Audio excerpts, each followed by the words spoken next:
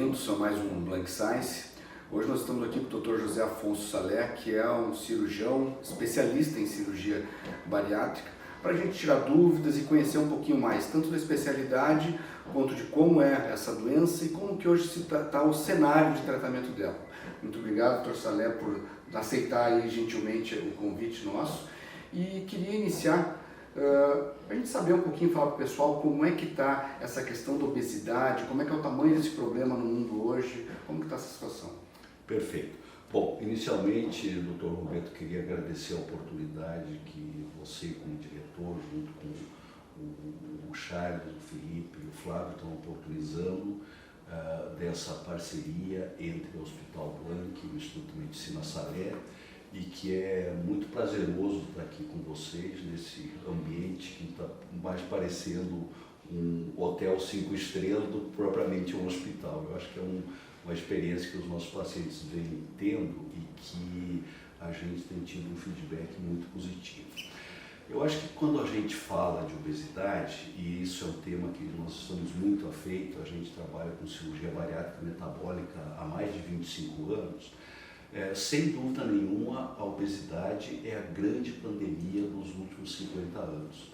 Se nós somarmos o número de pessoas no mundo que tem algum grau de sobrepeso ou obesidade, nós chegamos a quase metade da nossa população. Ou seja, é um absurdo, com todo o respeito que mereceu e merece ainda a pandemia do Covid-19, quando comparado com a pandemia da obesidade, pelo número de pessoas atingidas e pelo tempo, é óbvio que a obesidade preocupa muito mais. Não é? Então, a gente tem trabalhado arduamente nisso. Eu acho que as campanhas de prevenção à obesidade extrema são fundamentais, porque essa conta não fecha.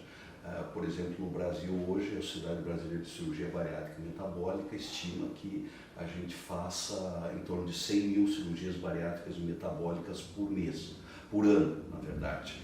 E entram em indicação cirúrgica mais de 300 mil. Então, realmente é algo que a gente precisa dar atenção, né, com um estudo epidemiológico mais adequado.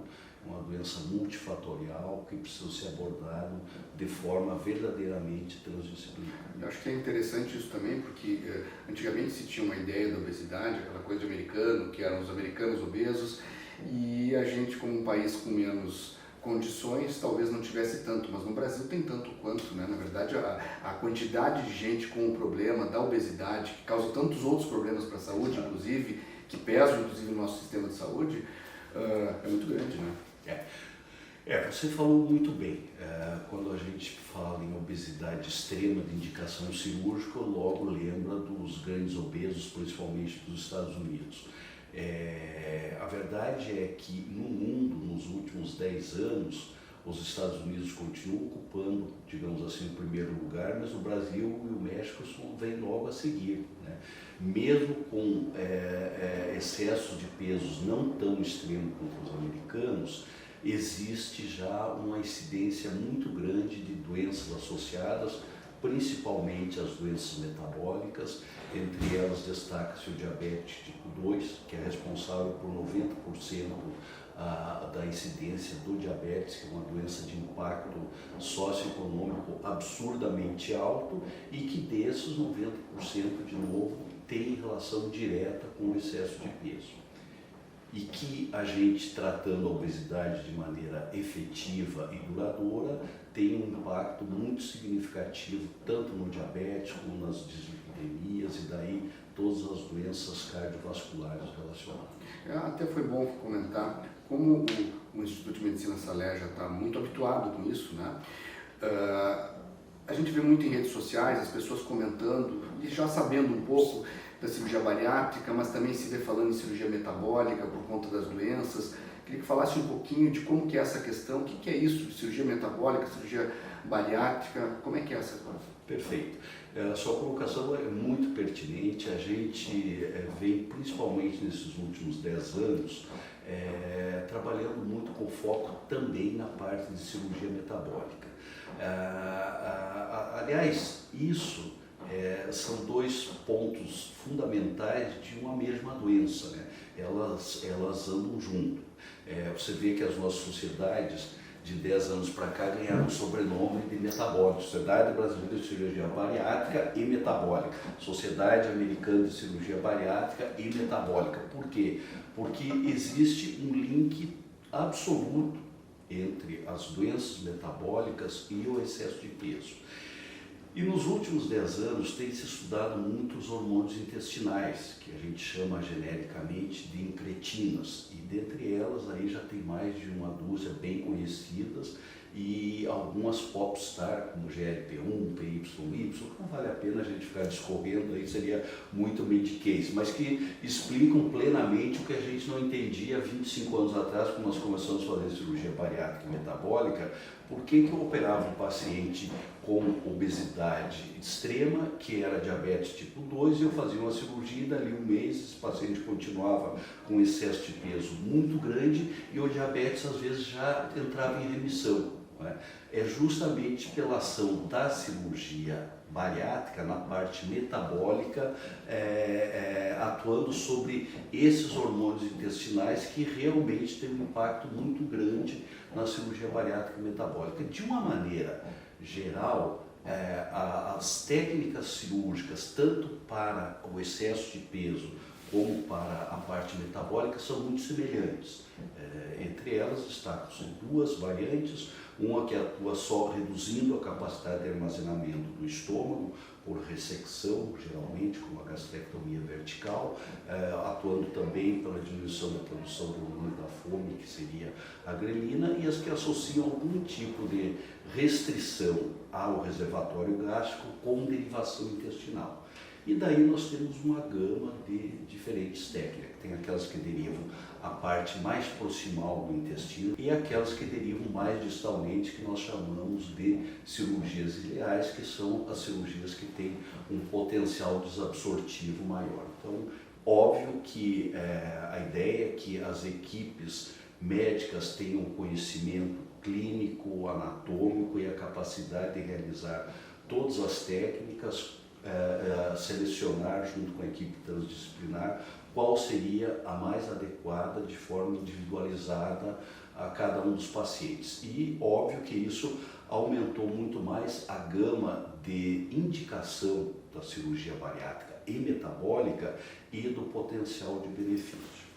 Um ponto muito importante é assim, obviamente que a gente não sai operando todo mundo que tem diabetes, né? O paciente que tem aí IMCs mormente acima de 30, com diabetes de difícil controle clínico, passam a ser candidatos a uma cirurgia metabólica sem ter a necessidade de ter uma obesidade extrema, né? Paciente com IMC acima de 50, como a gente brinca, não precisa nem ter unha encravada, que já tem indicação cirúrgica. Então, nós estamos falando desse perfil de paciente não tão obeso, mas com doenças metabólicas graves, de difícil controle clínico, que tem um potencial de benefício muito grande. Na nossa casuística, eu acho que uma coisa importante, Roberto, é assim, a gente sempre fala da medicina baseada em evidência. Você é um cirurgião plástico de renome excelente, sabe do que eu estou falando, né? Agora, vale muito quando essa evidência é sua. Estudar, ler literatura é muito importante, principalmente ter senso de referência. Agora, se você tem uma história sólida própria para contar, eu acho que é importante. A gente tem aí 25 anos de cirurgia bariátrica e metabólica, hoje mais de 21 mil pacientes operados por uma das diferentes técnicas, e o impacto que essa cirurgia tem na parte metabólica em pacientes de diabetes tipo 2, que não tem uma dependência de longa data de insulina, que tenham ainda uma função pancreática endócrina boa, é ao redor de 80% a 90% de remissão, não é? Depois de 2, 3 meses de operado.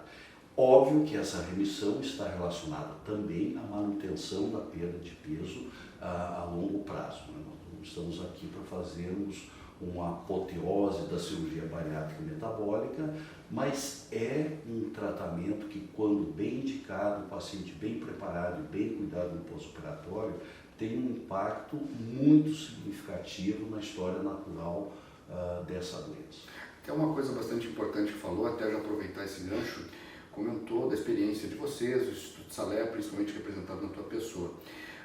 Eu como cirurgião e nós como médicos estamos mais acostumados com isso, mas é bom as pessoas saberem disso também, né? A cirurgia tem muito de quanto o cirurgião opera.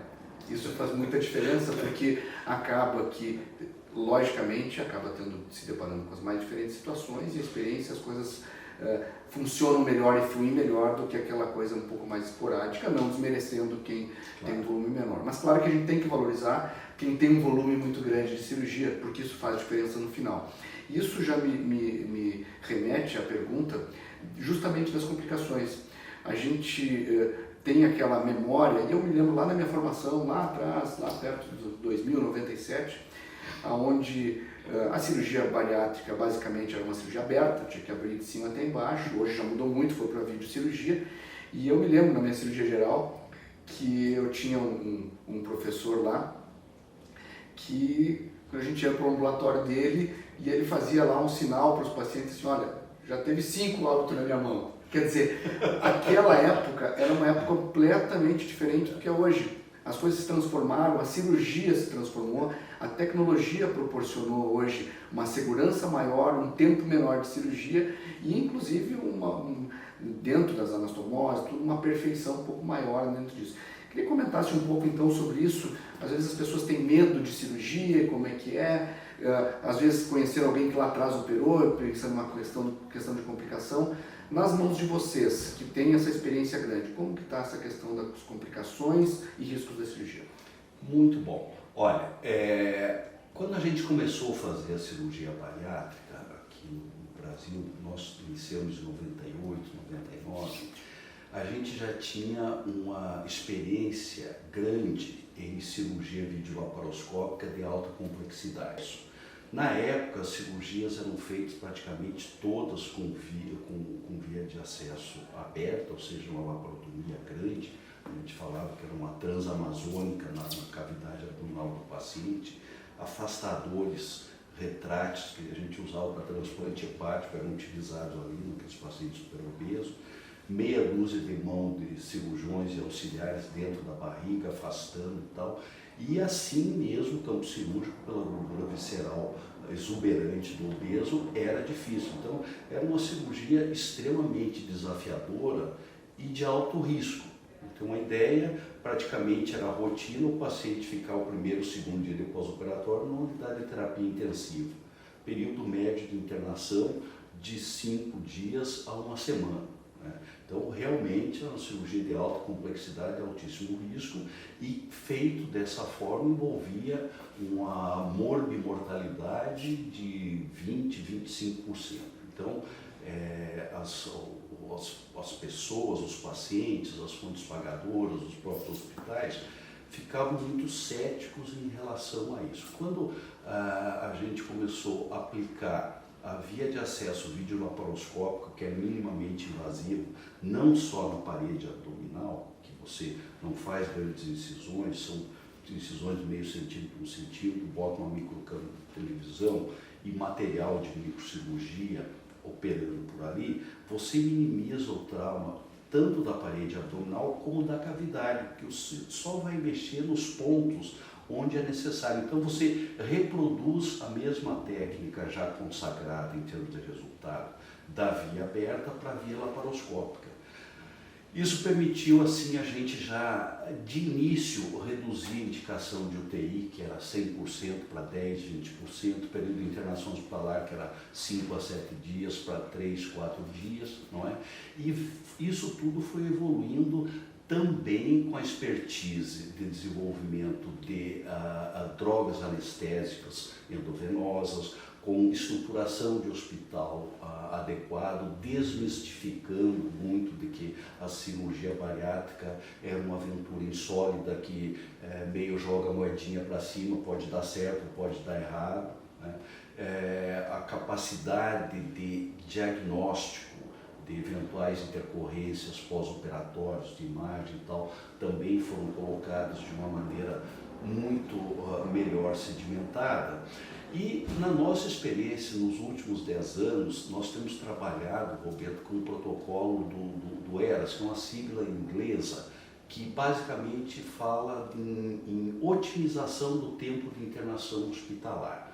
Então, o nosso trabalho árduo junto com a nossa equipe transdisciplinar e o paciente é prepará-los muito bem para a cirurgia, compensar eventuais doenças associadas, conscientizar da parte psicológica, da parte nutricional, da parte endocrinológica, de atividade física. Então, isso é um trabalho grande que a gente faz na clínica. Nós não nos importamos se o paciente precisa ficar 2 meses, 6 meses, o tempo necessário para ele estar tranquilo e a nossa equipe segura para fazer, porque isso faz toda a diferença no pós. A evolução de tecnologia a nível de hospital, basta ver o seu hospital, o grau de conforto e segurança que nos dá, a evolução tecnológica das estruturas mecânicas, por exemplo, o desenvolvimento de videolaparoscopia. Então, tudo isso se somou para que a gente pudesse oferecer a esse perfil de paciente uma cirurgia de risco menor possível. Fala-se muito em cirurgia segura, não é? A gente corre obsessivamente atrás de minimizar riscos. São 3 grandes fatores fundamentais que envolvem risco cirúrgico e eventuais complicações. Primeiro, condição clínica e anatômica com que você bota o paciente na mesa. Então, isso é fundamental. Hospital onde você opera, você tem tudo de tecnologia para fazer o melhor e, na eventualidade de alguma intercorrência, nesse hospital prestar atendimento ao seu paciente, diagnóstico e resolver, e obviamente a experiência da equipe cirúrgica. Então, quando você reúne esses 3 fatores e otimiza, os riscos cirúrgicos caem muito, muito, muito. Óbvio que não existe cirurgia sem risco. Você é cirurgião e sabe que às vezes a gente tem que dizer para o paciente, olha, só tem uma maneira de não correr risco com cirurgia, não operando. Mas a resposta médica correta para isso é qual a sua incidência de complicações maiores, de mortalidade e tal. Hoje a gente tem uma incidência de complicações que exigem reintervenções perioperatórias de menos de 0,7%. E mortalidade de 0,05%, ou seja, se nós compararmos as nossas possíveis complicações maiores de cirurgia bariátrica e metabólica, são menores do que as complicações, por exemplo, de uma cirurgia tida como mais simples no aparelho digestivo, que é a colecistectomia. Então, eu acho que isso é muito importante, essa evolução e essa segurança. Isso mudou completamente, quer dizer, a cirurgia bariátrica e metabólica hoje, a credibilidade que tem entre os pacientes, os hospitais e as fontes pagadoras mudou completamente. Até uma coisa bem importante, porque a gente tende a perceber que onde tem uma equipe que tem multidisciplinar, que prepara muito bem o paciente, que opera adequadamente esse paciente, acompanha depois, as complicações, elas tendem a ser menores até que as da literatura. Porque a literatura, ela abrange muita coisa, abrange tanto esses que têm uma expertise muito grande, uma prática muito grande e uma forma de trabalhar abrangente e integral do paciente, com aqueles que eventualmente vão fazer alguma coisa, que vão fazer bem feito, mas vai ter alguma diferencinha ali naquela questão da complicação. Eu acho que é isso muito que a gente vê nas cirurgias de vocês.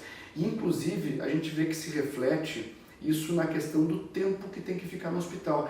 A gente, como comentou antes, começou lá nos 7 dias, foi encurtando. Hoje a gente vê que com as equipes, o paciente já está na sala de recuperação, já tem um fisioterapeuta que tem que dar uma mobilização do paciente logo, um dia depois. Como é que está isso? O paciente faz um dia, vai embora no outro, como é que está? Olha, perfeito. Você me pôs no trilho de novo.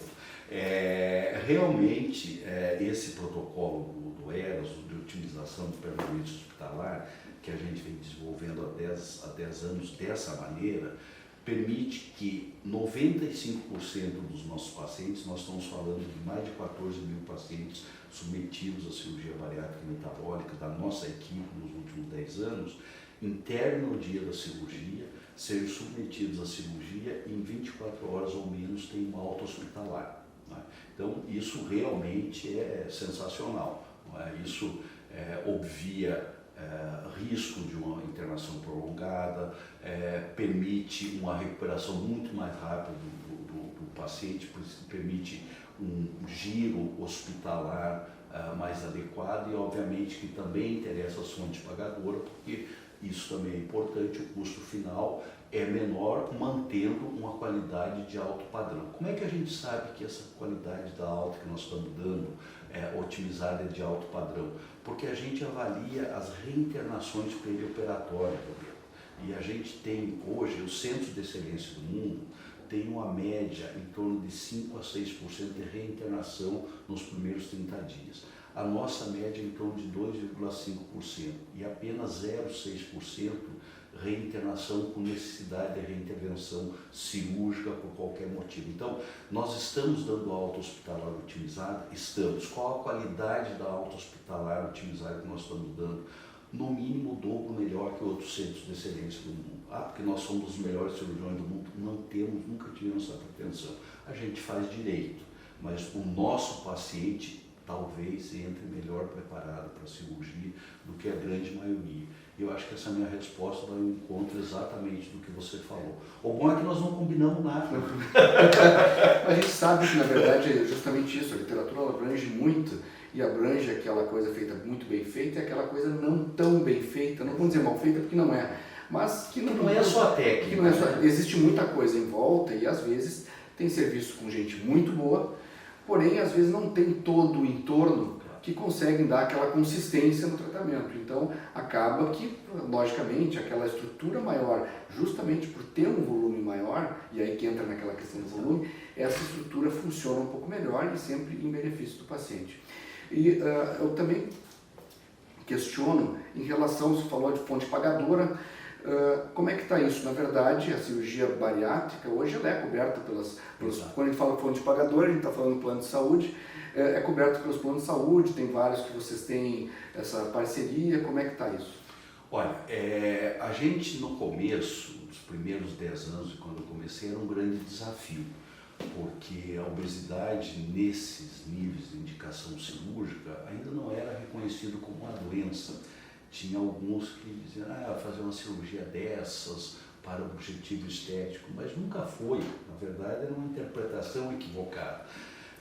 A partir de 2005, a Agência Nacional de Saúde Suplementar legitimou que a obesidade no Brasil também era uma doença desses níveis, estandarizou os protocolos de quando existe indicação de tratamento cirúrgico e, a partir daí, as operadoras e seguradoras de saúde começaram a cobrir esse evento, digamos assim. Óbvio que isso expandiu de maneira exponencial a capacidade ou acesso que os pacientes tiveram a esse tipo de tratamento, principalmente por equipes especializadas, do qual nós nos incluímos. Então, eu acho que esse aí foi o grande divisor de águas de acesso a esse perfil de paciente ao tratamento cirúrgico. Somado a isso, já uma maturidade maior da via de acesso minimamente invasivo, como a laparoscopia, que acresceu credibilidade a esse procedimento, obviamente que as fontes pagadoras, a partir daí, começaram a buscar digamos assim, no mercado de oferta desse tipo de prestação de serviço médica, equipes que já tinham experiência, que tinham resultados, digamos assim, diferenciados, não é? Que trabalhavam assim, e nesse sentido nós nos incluímos e graças a um trabalho árduo de toda a equipe, a gente tem uma situação, digamos assim, diferenciada no mercado por contar com uma ampla rede de parceria que tanto os pacientes como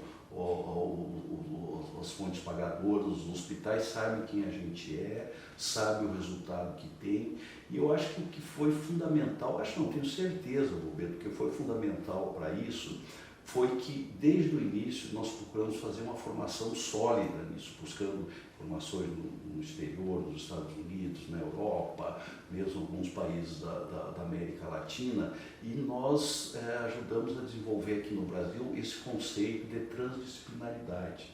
Ou seja, desde o começo, quando a gente começou a dar aula em congresso, o nosso discurso sempre rimou com a prática. Eu não ia a um congresso dar uma aula bonitinha, olha, psicólogo é importante, o psiquiatra, e na minha clínica o paciente chegava hoje e eu operava. Então, eu acho que isso digamos assim, você, vou usar uma palavra bem fácil de entender, quando você entrega de verdade o que você promete, as coisas fluem muito melhor. Bom pessoal, queria agradecer primeiro aí a presença do Dr. Salé, muito obrigado aí pela gentileza mais uma vez e até a próxima.